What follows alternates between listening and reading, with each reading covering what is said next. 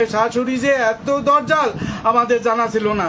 ওই যেদিনকে মারা গেল সেদিনকেও ওই সকালবেলা রিং করে গেল, বাবা মা ভুনমুনিরে নিয়ে যান, ওই সুস্মিতারে নিয়ে যান, ও কিছুদিন আপনাকে ওই জায়গা থেকে আসুক, আমি অফিসে যাই। এমন না কিছু করছে, সে হুমড়ি খেয়ে পড়ছে। এই মেয়েরে নেওয়ার জন্য আমি মেয়েরে বিয়ে দিব না, আমার নাই অর্থ করি, আমার নাই কত সমস্যার ভিতরে আমার এই মেয়েটারে বিয়ে দেই। এই ছেলের সাথে এই ছেলে আমার এই মেয়ে ছাড়া বিয়ে করবে না।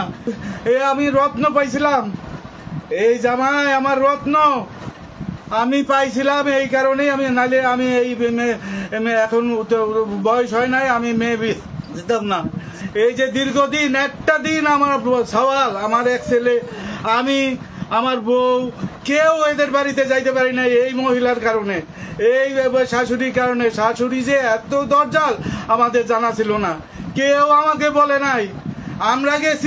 আমরা গেছি আশীর্বাদ করার জন্য, সেই সময়ও সে বিয়ের তারা 4 তলায়, নিচতলায় বসে রয়েছে, সেই মা নিচে নামে না, আশীর্বাদ করবে না। তোরা এত দেরি করে আসলি কে, বউ পায়ে পাগল হয়ে গেছিস, হ্যান ত্যান।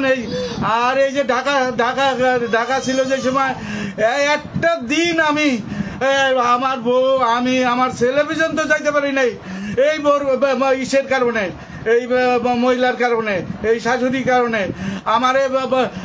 আমারে জামাই খালি রিং করে কইছে কি যে, বাবা আপনি মনে কিছু করেন না, আমার মা একটু এই পদের, আপনি অনেক কিছু করেন না, এই পর্যন্ত আপনাকে আনতে পারি নাই, এই জন্য আমি ক্ষমা চাই।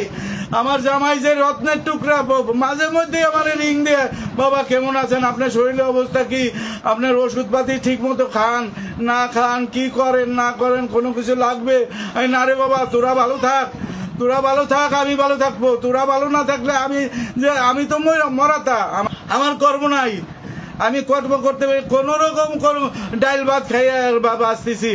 এই জামাই যেদিনকে মারা গেল সেদিনকেও ওই সকালবেলা রিং করে গেল, বাবা মা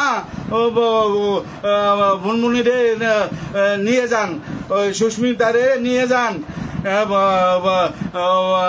ও কিছুদিন আপনাকে ওই জায়গা থেকে আসুক, আমি অফিসে যাই। ওই অফিসে যাই এই ঘটনা ঘটাইছে। আগের দিনও ঝগড়াঝাটি লাগাইছে, মারছে আমার মেয়েরে, মাঝে মধ্যেই মারে, না খাওয়াই রাখে এই শাশুড়ি। আমার জামাই যদি ওর ঘরে যাবার চায়, সে আমার জামাই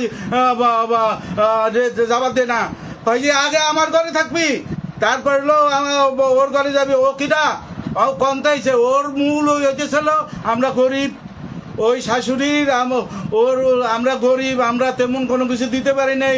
ওরে অনেক বড় বড় অফার দিছে, 100 কোটি টাকার অভাব দিয়ে 100 ভরি সোনা দিব, হ্যান দিব, ত্যান দিব, বাড়ি দিব, গাড়ি দিব, এই চিন্তা ভাবনা করে এই মহিলা মানে আমার মেয়ের উপরে অত্যাচার প্রতিনিয়ত। আমার মেয়ে সুইসাইড করবার যায়, আমার মেয়ে সুইসাইড করতে যায়, আমি মারে, আমারে মারিস না, আমার তুই যদি কোনো কিছু হয়েছে আমি মরে যাবো, আমি থাকবো না, আমি মারা যাবো।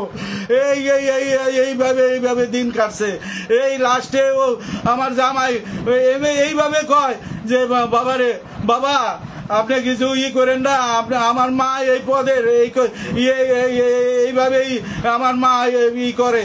এই সুস্মির কোনো দোষ নাই, ওদের বাড়িতে আমরা যাইতে পারি না, ওদের বাড়িতে একদিনের জন্য যাই না। বিয়ে এই যে 2.5 বছর ধরে বিয়ে হয়েছে, একটা দিন কেউ বলতে পারবে আমরা গেছি, কেউ বলতে পারবে না আমাকে যাবার দেয় নাই। একটা দিনের জন্য আসলে পরে মানে মোবাইলের পর মোবাইল, এখন চলে আসো, এক মুহূর্তে থাকতে পারবে না। কি সত্যি না মিথ্যা?